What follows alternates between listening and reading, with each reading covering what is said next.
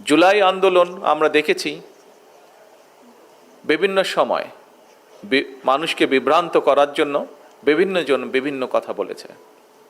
আমরা আমাদের অবস্থান থেকে পরিষ্কারভাবে সাফ বলে দিয়েছি, এই জুলাই আন্দোলনের সফলতার ক্রেডিট এই দেশের সর্বস্তরের জনগণের। এটি কোনো একক ব্যক্তি, একক কোনো দল, রাজনৈতিক দলের এটি কোনো ক্রেডিট নয়। এখন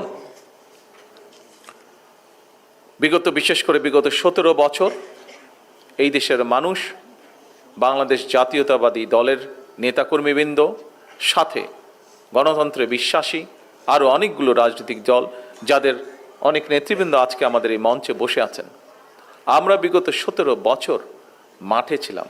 আমাদের নেতাকর্মীরা, বিএনপি হোক, তার প্রত্যেকটি অঙ্গ সহযোগী সংগঠন হোক, প্রত্যেকটি নেতাকর্মী মাঠ ছেড়ে আমরা কখনো চলে যাইনি।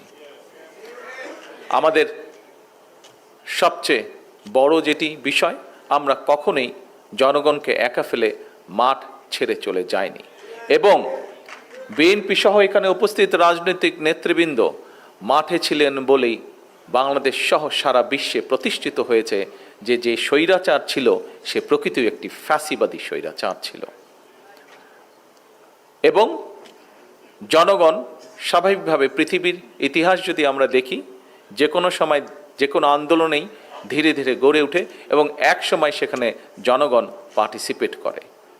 বাংলাদেশেও জুলাই আগস্ট যেটি হয়েছে, জুলাই আগস্টে যে সফলতা এসছে, এটিও একইভাবে জনগণ যখন সম্পূর্ণভাবে সম্পৃক্ত হয়েছে, জনগণের সেই আন্দোলন সফল হয়েছে। অর্থাৎ জুলাই আগস্টে যে আন্দোলন, এটি ছিল সম্পূর্ণভাবে জনগণের আন্দোলন। জনগণ পরিবর্তন চেয়েছিল বলেই সেই আন্দোলন সফল হয়েছে। ঠিক যেভাবে 1971 সালে বাংলাদেশের জনগণ একটি স্বাধীন সার্বভৌম রাষ্ট্র চেয়েছে বলেই সেদিন আমাদের স্বাধীনতা অর্জন হয়েছিল 1971।